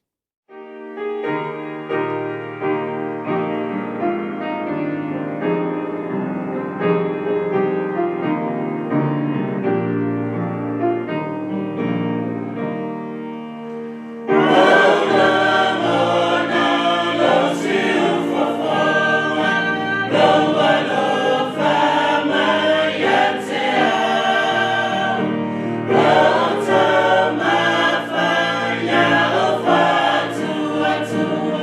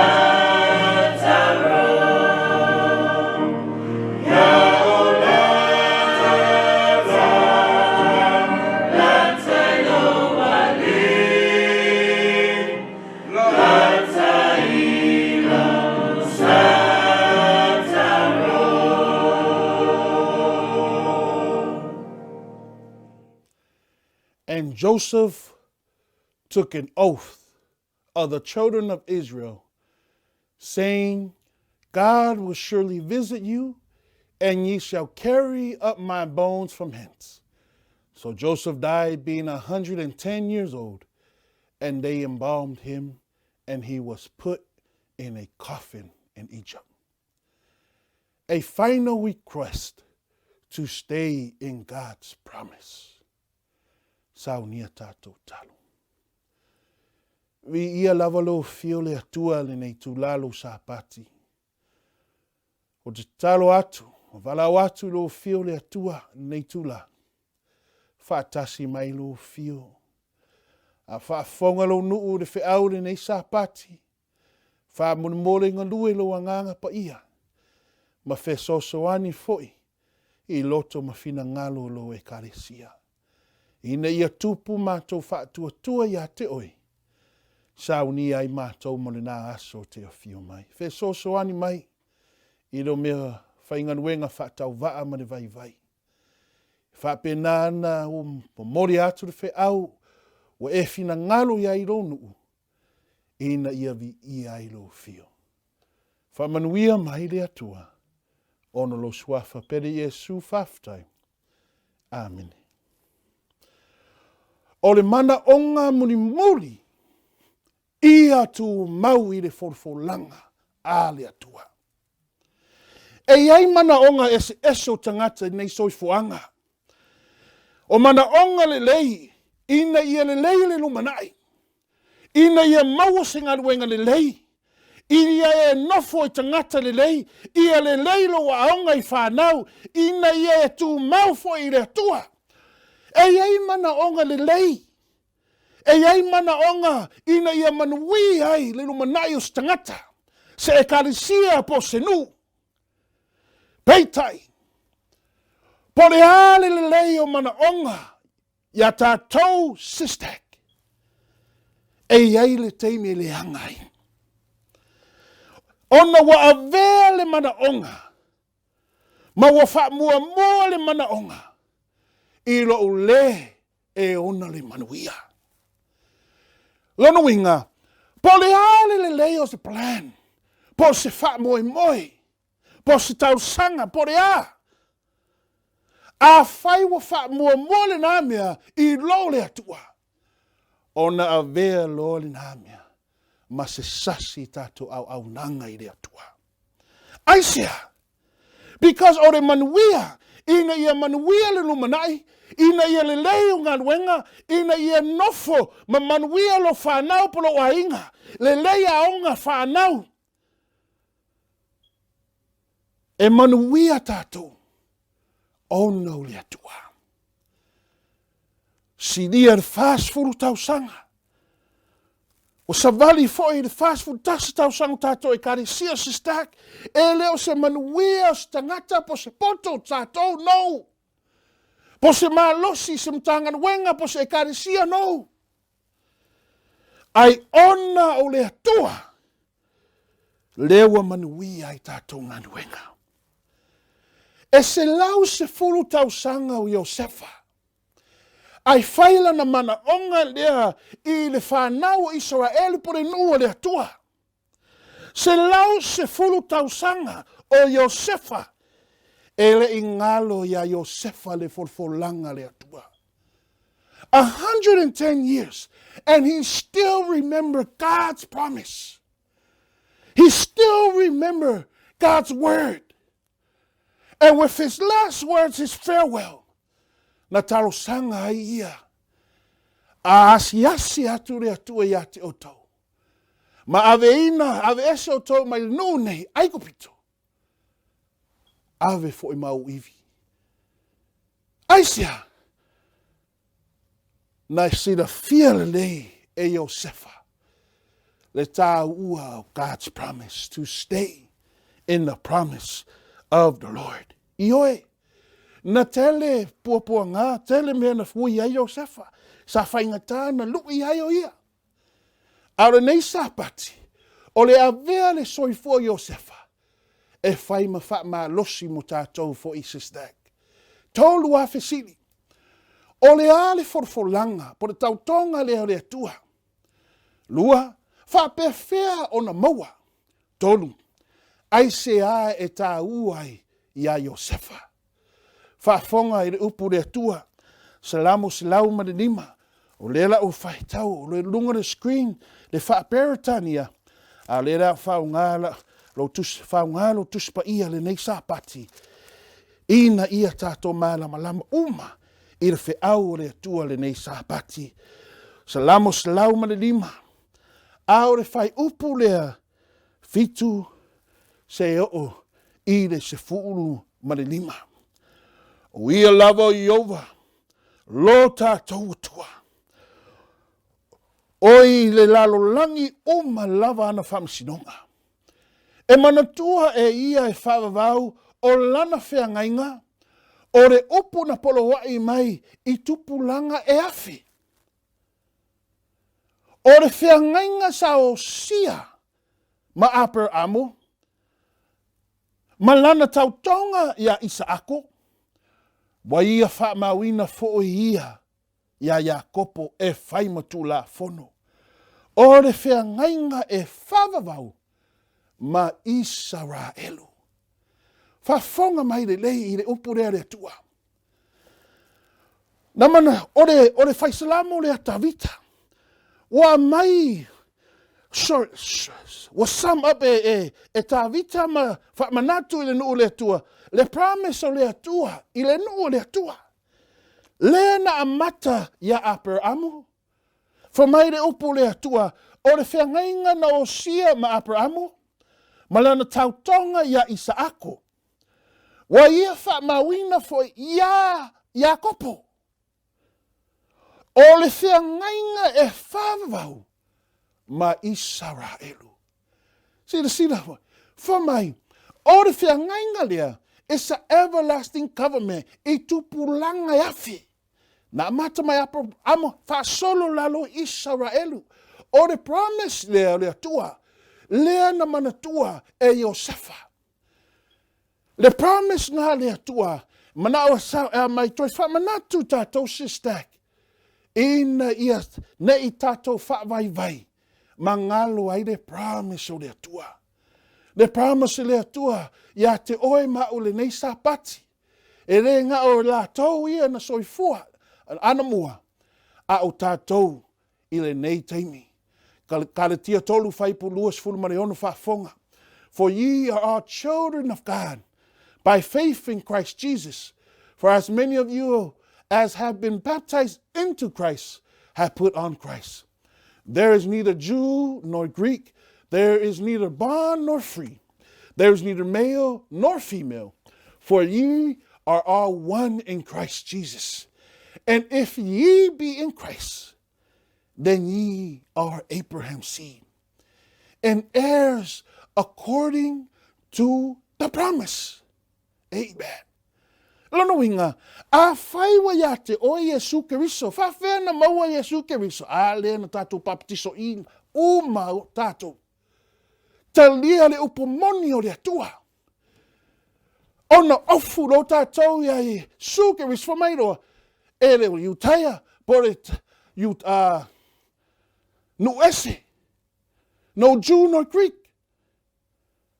A o tātou uma wa ia keriso. Wa vea tātou masuri. According to the promise. O le promise lea. O le ki. Olo fatua tua in Christ Jesus. O vaenga mua le ngā. Eina ia e maua le promise, le eternal promise, o no le atua. See, E whaavavau le forfolanga ono le atua e iai promisi. E iai tautonga e whai nei soifuanga. A o le nā promise e iai le te me mutai. A e mafua i le forfolanga lea e whaavavau le whengainga lea na o sia le atua. E whaavavau e le whaavavau ono se tangata. Ai ono le atua wa vea ai le upu as eternal. Au le kina ia maua oi mau le na eternal promise. O lo whātua tua ma lau whātua tua. I le atua. Tato si le si, tato su e atu. Ma Faitau promisi le atua. Mai apera amo, isa ako ia kopo se heo i whanau Israelu, le nuu o le atua. Apera amo lo maua de kene se Sefulua'i. Whaipu mua se heo o le tolu. Le lau Faitau atu. Veta mai iova ia apera amo, ia tu ua e oe lo nuu. Ma tangata lo nuu, ma le ainga lo tama. Ai alo atu le se nuu o te whaasino atu ia te oe. O te whaia oe manu tele. O te whaamanuia foe ia te oe. O te matua whaamamaluina lo ingoa. E manuia foe oe. O te whaamanuia atu ia te latou. O e whaamanuia ia te oe. O te whaamalaia atu foe ia te latou. O e whetuu ia te oe. E manuia foe ia te oe. O ainga uma o le lalo langi. Whafonga le whaipu wha. The promise na le atua. Ai whamai lo le whaipu wha. O na alu ai leo aparamu. E wha pei o na whetelai mai ai ova. Amen. O le wahanga na. Ina ia maua oi matu mau. I le promise, eternal promise leo le atua. O le mea mua le na. O lo stai. I le atua. Le ngata whātua tua i le atua. Au lo stai na whai atu le atua ia Abraham alu. Alu ase. Alu ai. Ele i loa ia me alu ai. Ai whamai le upo le atua. Na alu ai ia. E tusa ma le upo le atua. Abraham departed as the Lord has spoken to him. Genesis 22, 16, 18. This is what the Lord says to Abraham. Ona ua le wha mua e Abraham. Lana talii pele lea. Tasia ya Isako. Ele i ta ofi. E tusa. Ele i ta ofia. Ona lana lofa lana talii. Ai ona lana matau ma lana lofa i le tua. Na tuu atu i le tua. Ona saulo de promise i le tua ya Abraham. O le promise a le tua ya te ia. But myself have I sworn, said the Lord, for because thou hast done this thing, and hast not withheld thy son, thy only son, that in blessing I will bless thee, and in multiplying I will multiply thy seed as the stars of the heaven, and as the sand which is the seashore, and thy seed shall possess the gates of his enemies. O lau whanau foi, manui ai atu no umalava, a wā wa e usi ustai i la upu. O le usta i artama, a per amo i le atua, e le ngata na manui ai o ia, ai manui ai lana whanau. Manui ai whanau lana whanau. Ona na ia ustai i le upu po le forfolanga le atua. Ai a tātou le nei Sapati SISDAC. O iai se wala au le atua ia te oi. O e te ena. O musu atu le hanganga pa ia te oi. Ina ia manui ai lo ainga, savali i whatuatoa, manui ai le Ekalesia, manui ai le ngaruanga le atua. Ai wa wha mua. Isi mea e le te tauna wha mua. Ao, le mafuanga na e tu mau ai tangata i le promise le atua. E le ngata wa wha atua tua ma savali ai. Ai wa ustai ma ana i le upo le atua. Wa uma Abrahamo, a wha solo mai a Isako. Ke nese lua sefulu mane hono. Ke nese lua sefulu mane hono. Mana o faitau atu, le whai upu tolu, se o i le 5. Mai le upu le atua i, wa ongi, le mea sa iai, wa ongi le mea sa iai Isako. Ai pei ona ongi foi le teimi o Abrahamo, vai atu le atua i Abrahamo, alu ai kupito e mau ai se lave inga. Fe sosoani, ai whai atu no le atua ia Isako. Wa ongi foi le mea ua i ai. Aua te halu i ai kupito. Ai a halu i le tupu Filistia. Whafonga whai putonu, le upu le atua. Ia e nofo whaau mau i le nei nuu. O te iai foi ia te oe. Mau whamanuia ia te oe. Awa o te foai atu ia te oe mau whanau ia nuu malawa. O te whataua nuu ina foi le tautonga. Nau tautoa ia Abrahamo lotama. O te whatoa tele ina foi au whanau. Pei o whetu o le langi. Mau fo ina atu i au whanau ia nuuma. O lau whanau foi. E manuia i nuuma o le lalolangi. 5. Wana whalongo Abrahamo i au upu. Ma tausi i au Sauniga. Mau polo inga. Mau whatununga. Mau tulafono. The promise ngā le tua. Ia Isako. Aua te halu ai kupiti kei ro le mea tu. Na usta ia Isako pei o Abrahamo i le tua. Le halu si. Wale o i ai kupito. Pe on masangi le to teri. Ai wa usta i le upo le tua. O i le tupu Filistia. Le nuu le akira. Ai o atu foinga. Soli. O lai ai fore ongi. A le mea na tupu i. Na usta ia Isako i le atua. Faila na ngaluenga.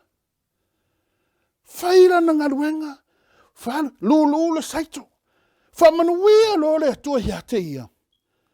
Whamai le upu le atua. O le mea sa sele e Isako le nata usanga. Tai se lau fua.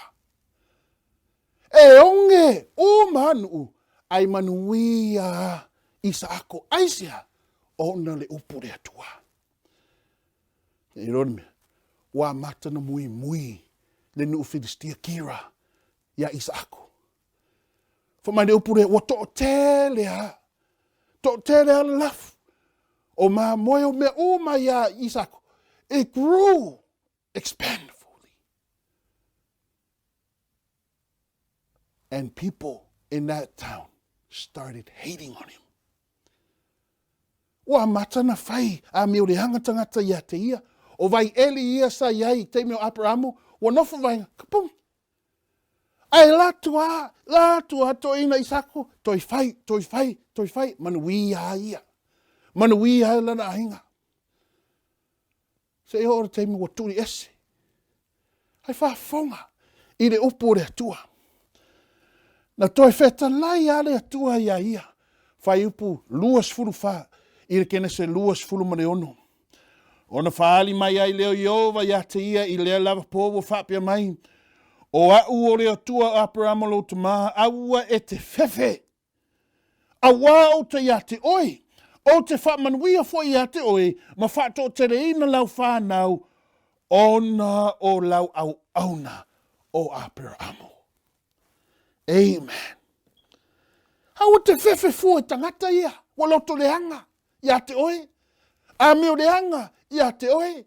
Tama whai e whawai oe. Ma te aru ese mai de upo rea tua. No. Whamai rea tua.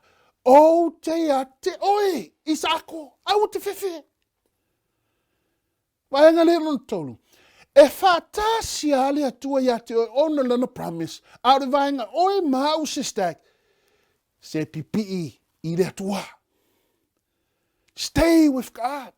Se iai teimi, o lo fia mafuta mai le atua i le Ekalesia po oi, po lo wainga. E mafuta atu le atua, ai esere mea e alu ai oi. Esere mea tu ai ro loto. Esere mea e tu ai tato mafaufau. Au le fia mafuta mai le atua, da inga le atua le nei sapati. Tau fi mau ma pipi atu, i le atua. E mafuta mai o ia, ona o lana forfolanga. Aru vaenga oi mau, au ahani tatou, alu wese mai le atua. Whaasolo mai a Iakopo, ke nese lua valu. Ke nese lua valu, aru whaipo Sefulu tolu, Sefulu manima. Walu wese Iakopo mai nana tama, nana tina, whai atu whaatununga tama, to ina Iakopo, alu lea inga lo tina, mau ai se rumanai, alu wese lo ia, au lea sola ese le hita lana uso e sau, ai whaalia atu lea tua, ia te ia le nāpō, i le mea sa to oto ai o ia. Mai le whai upu Sefulu man tolu, Sefulu man lima, i le kenese lua Sefulu man valu. Whauta foi watu ai ova i ona lunga wa whetalai mai, o aua i ova le atua Aperamolo tama, ma le atua Isaako, o le whanua e te oto ai, o te avatu ai ate oe mau whanau, e vea foi au whanau pe e furere ere, whasalauina solo foi oe i sifo masae, ma le tū mātua atoa, ma le tū tonga oe foi mau whanau man wi ai ai inga uma, o le larolangi Sefulu manima whauta foi, o te iate oe, o te tausi foi iate oe i mea uma e te alu iai, o te toi whaafosia mai oe le nuu nei, a wā o te le tu ua oe, se i o whaia ne mea o whai atu ai, i ate oe. Nea inga le atua, e mā futa atu le atua i ate tātou ono lana promise. Vaenga tātou stay with him. A o le vaenga le lona wha, e wha uma le atua, mea na ia amataina. God always finishes what he starts. Mahu masangi foi nare Filipi. Filipi le mua. E wha ato ina foi o ia. Lena amata dengan wenga ia te oto. E wha uma ina ma wha ato ina. E ia. E o atu lava i le aso o Yesu Keriso. Mauti no ai na mea. E le fesiringia. God always finishes what he starts. O lana promise le ia Abrahamu. O le fa wau pe le tua. Fa nau Abrahamu. Wa fonga kenese tolu lima. Fa ipo Sefulu mantasi. Wa fetela mai le tua ia te hia. O au. O le tua e o le ma losi umanava. Amen. Ai le mele. Na i loa re apa whai le alu le nangi. Iakopo temi rea na ruese mai lana inga. Whai ngore mena pe teli. A toi foi mai noa. Na iai, i le vaenga lea pen Eli. Peni Eli lea na ia finau ma lea tua. Lea na maua ili suafa Israelu. Ai toi foi atu loa ia. The promise le, o te toi foi, wha foi atu oi. I la inga lo tama. Toi foi atu lo tama. This is the time. O lewa toi foi atu. Toi maua. Toi iai i le peteli. Ai toi wha ali atu ai le atua. Toi promise mai. Ma wha manatu le atua. Lana forfolanga le wha wawau ia te ia. Ia kopo Israelu o au le atua e ou le malosi o malava. Ia wha to teleina oi. Maulu ola. O le nuu ma le vau nuu e tupu mai ate oe, e whanaua foi e oe o tupu, amen. O le lau ele nau foi na atu ia Aperama ma Isaako. Ia kopo Israelu o te foa'i atu ai ia te oe. O lau whanau. O lau whanau. Whafonga i le upure. O lau whanau foi. Pe ama vai atu oe. O te foa'i atu ai le lau ele. Ele. Amen.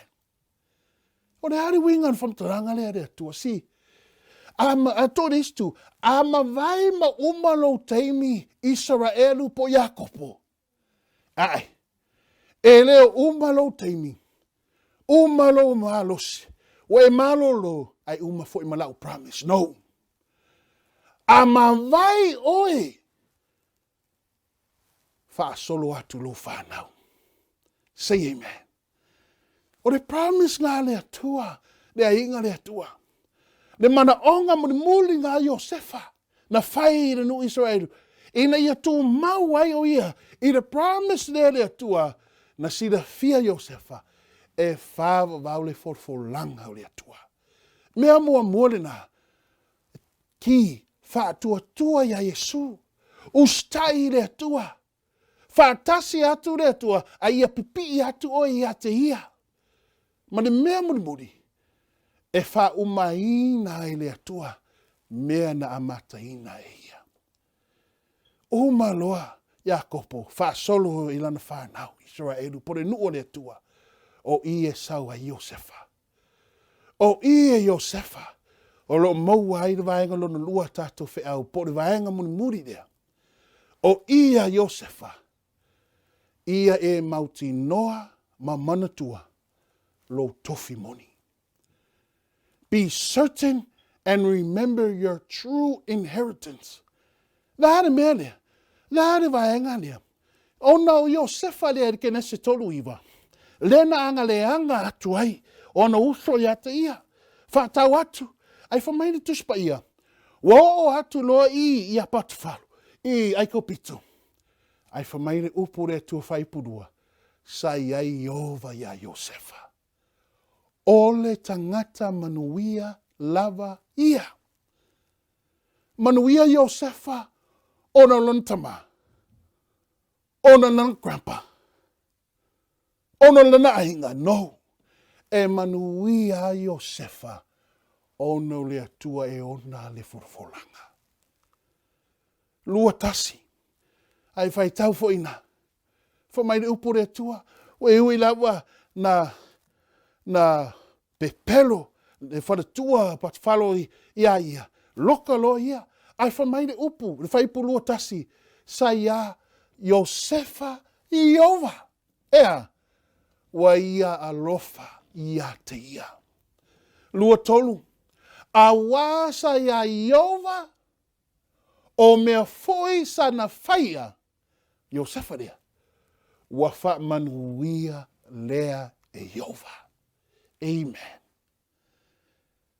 O le fatasi a le atua ia Iosefa. A o le fatua tua Iosefa. O le savali a ia i le fatua tua ustai le atua. O le pipi atu pe i le atua. Na si le fia Iosefa. E fa umaina i le atua mea na amataina. An mea na ia Iosefa. Ona sai si da fia Iosefa, ma ua mauti noa ma mausani. Po a me tu lai a te ia.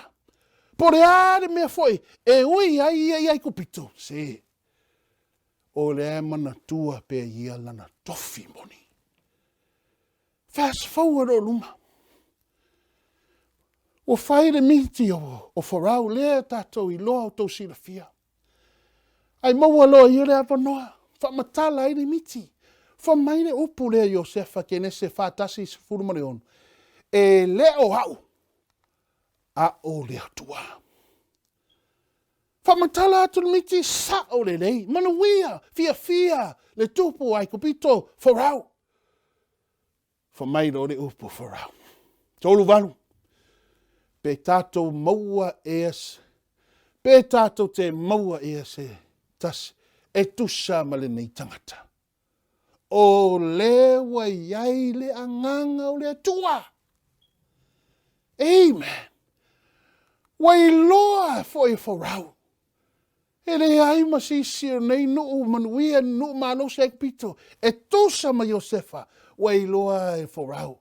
O iai la Iosefa le angango le atua. Wai? Ono Iosefa. O le apipi i atua i le atua. I le atua. Si, ono manuia loa ia.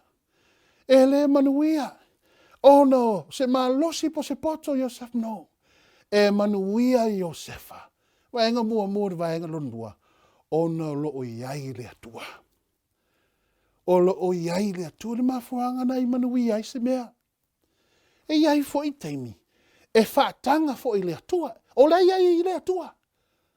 Ai tapuni i le atua. Le whai to i le awalanga. Te manatu loa feo le atua. I le feo le atua. Au lai ai ri se awala la manau le atua. E ave ai oe. Ina ia e i loa le manuia le atua. Te le tangata puni no fai toa. Whape ia i le atua. Au lai ai a le atua. A le vaenga oe ma pipi i mataufi mau ia te ia. Savali pe i le whatua tua. O le fia mafuta pe le tusi i tala. Wa manuia Iosefa. Manuia ia ni malosi ma le ola. Ta mau a inga. Fa i le tala na. O Maalona vatu ia te ia le tofina. Second only to Pharaoh. Bible says Pharaoh gave him a wife. Gave him a wife, the daughter of the high priest of a pagan god. Gave to him. Faafeiloaiga, new coffee. Manuia Iosefa. Ai ho'o loa le isi teimi. Wa toi fatas. Wa sauni lo le tua. Fatanga le tua. Toi a mai ana uso ia. Na angaleanga ia te ia. Ke nese whaalua, mafutanga mua lea Iosefa maana uso. Ke nese whaatolu, launa dua lea ua toe o mai ma peni amina. A ore vaenga ke nese whaata, whaas furu mana wha. Wa toe a mai ala atou, wa maure ipu tonu ato peni amina. Toe a mai ala atou ina ia loka, ma saisaitia peni amina. Mai le tusi o nana i loa i Iosefa. Wa i loa i Iosefa, wa sui ana uso. Wa le to i ai vaenga ia, na anga le anga ia te ia, loto le anga ia te ia. Ai wha mai Iosefa. Wa latu yuta ia te ia, wa vatau tara noa yuta ia te se, a watu au sui ai la uso. A watu au sui ai la tama. Se a wha longo loa ma toto maari mere wa tupu e oti. E umana na malosi. Se a watu au sui ai o ia. Whaafonga ni mea ni tupu. Fast fulu man lima. Fast fulu man lima di ke nese lavana. Wale ma fai e Iosefan ta ofi. Ta ofi de malingi la ona mata. Lana loto. Wa iloa iere sui ma de alofa atu ana uso. Wali iua la tau. Wa mai de tusi. Mai de tusi fa lima fai pum wale ma fai Iosefa ono iluma la to uma. No tutu mai ona luma. Ona langa ile o ia o ese tangata uma. Na ui hama na uso ia wa iai. Ele i tu mai fo isi tasi a Iosefa ino faali. O ia i ona uso. Lua. Wana tangi fo ia ma de leo tele. Ona langona ai leo tangata i kopito. Wa langona fo i rea inga o farau. Tolu. Ufai atu Iosefa i ona uso. O au o Iosefa. O ola mai pea ea lotama. Ona le mawhai ai lea e ona uso na tari mai a te ia. Haua matua atu vale e ona luma. Wha. Ona whai atu ai lea Iosefa i ona uso. Nā so mai ia ia te au. Ona lato so mai ai lea. Ona whai atu ai lea o ia. O au o lo o to uso. O Iosefa. Na o tau whaatau mai i ai kopito. 5. O le nei. Aua nei ti ngā o tau. Be whai ma mele anga i o tau manatu. Ina wa o tau whaatau mai a tau i lea mea nei.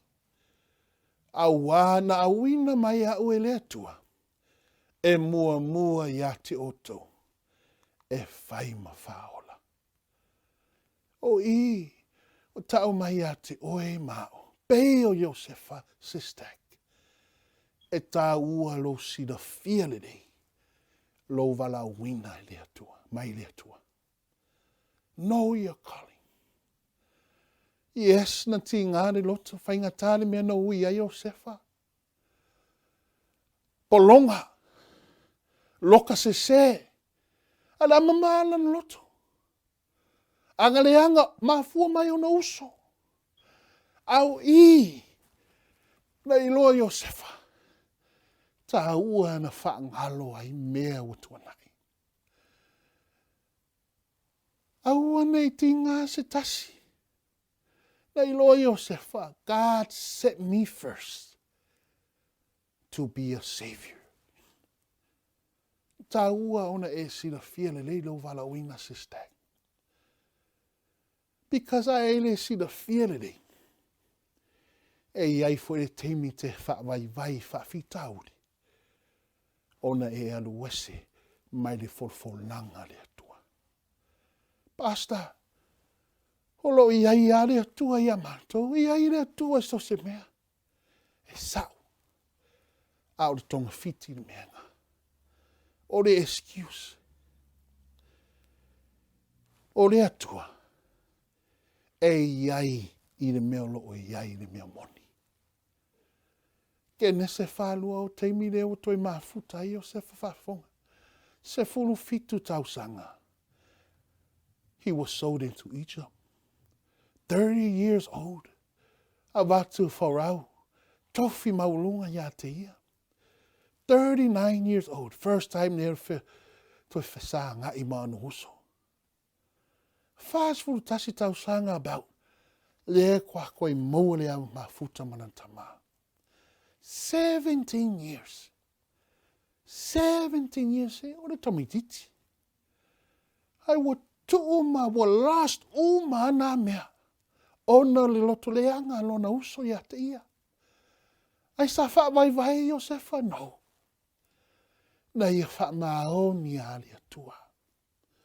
Tu'u a le atua, iai le plan o le atua so se mea SISDAC. A whai iai le promise o le atua ya te oi Malumalu. O la iai le promise o le atua i tato Ekalesia. Se o a Faafeiloaiga li SISDAC. Au ana i alu ese oi. Mai le forfolanga le atua. Ia e mauti no ama manatua pe elo tofi moni. Ia iai le atua. Ia sida fia le leilo wala wina. Ne vaenga muni muriri, vaenga don lua lea. O le mea na tupu le kene se whāwalu. Wa avatu roa whanau Iosefa, o whalongo Iosefa. O le a umale ola lon tamaa. O na awe lola na whanau manase mai Eferima. Fa mai le angango walawanga. Tusi lea lena waita. Patiriaka ma perfeta. O i le whiwhiringa lea Iosefa. E ave lana whanau to lua i ana atani i lon tamaa. O le mele na whai Iosefa. Ina ia tuatu lana whanau. E whaatasi ma le nuu le atua. O le ainga lana tina, o le nuu lana tinga, o lana whanau, o lo o iai mamalu. O le afine o le Faitau lang sili le atua whapaupau ai kopito. O le iai le mamalu. Na iai le mea tupu le onge ai kopito. Na lusi uma tangata ai kopito me, nga o Faitau lang ama ai lato ainga. O le iai ale manuia. Le inga na por fatua o Iosefa. Au le mele na fai Iosefa kene se whawalu. Wa ave na whanau. Wa koso e Iosefa le lainga. E aua nei tuu lana whanau. I le vaenga le hene nuu whapaupau. A ia whaatasi i le nuu le atua o le iai le promise. Le vaenga muni muri le naa. Ina ia mauti noa mamana tua pe olo tofi muni. Ia i loa mafuta ma le nuu le atua. I oe na mautu manuia Iosefa. Aina sila fia le Iosefa. Le promise o le atua e tu mau. i le tangata po le nuu o le atua. Mafuanga na, tahu ai le upu le atua. Salama o valu whawhai po Sefulu. A wā e sili le aso tasi i o lotoa i lo le afi. E sili lo manao i au tu i le Faitau le fale o lo watua. I le manao e mau i fale ie o e a mionianga. It's the same thing. E tusi e peru Sefulu tasi. For many tusi o le atu, le upu le atu ia most by faith. Moses, when he became in years, he refused to be called a son of the daughter of Pharaoh. E whamaere whai upu na, so atu lua lima. Choosing rather to suffer affliction with the people of God than to enjoy the pleasures of sin for a season. Fili fo ia mosi. Senu whatasi po ngare a inga le tua, no le tua. E whapenare tangata. E whapenare tangata e mauti noa. Lana tofi monu. Pore hale manuia o. Pore hale mangaia o, whaingo fie, lea. E fili a ia tu mau. I le meo o iai le atua. Ore mana onga na Iosefa le na whai. That's why. O te taritonu. Na tu mau ai Iosefa. Wa uma ia. Au na manao Iosefa ore teimi na sina fia. Ia e teimi toia watu. Toia watu le tua et ave esa na nuu. Ma avatu i le nuu o foloaina. Manao Iosefa ia iai fo io hia. A tonu e vea le awala e o atu a isi. Ma losi a isi. Ma tu mau a isi i le fololanga le atua i le ave ina o na iwi polanu. I le nuu o fololaina. A le promise ngā po le mana o ngā Siria. E le i wha mua Iosefa se mea tasi. Ai ngā mana o ai. Ia tu mau i le fololanga le atua. Le ainga le atua le nei Sapati. E wha pe i lo whiwhiringa fo i le atua. Wha whea tātou. O le fololanga le atua e whawau. A ia e mauti noa ma manatua. Lo tofi moni. Le nei soifoanga. Po le nā manuia loo e, o loo e o lima. E leo se manuia whaavawaulina. Le mea loo iai o e maau mau ai e leo se o nuu moni lina. O le nuu moni tātou, le nuu tu mau. O le langi ma le ola e whaavawau. A vea le mana onga muri o Iosefa. O le mana onga fo i nā tātou. SISDAC. Ia tātou tu mau. I le fololanga le atua. Amen. Ia pea oe le atua. Vi ia lava oe. Whaaftai lo upu. Sa mātou whaalongo ma Faitau. Maua le nei Sapati. Ia whaapenana vi ia i lo fio. Whaamangalo mātou, whaamangalo fo ia. A whaiwa iai se sasi o lo au auna whaatau waka. Le atua wa e sina fia lo loto. Ia tu mau pervi inga ia te oi. Mane manuia lo fio i lunga lo Ekalesia. Ono lo swafa pele Yesu Faafeiloaiga. Amen.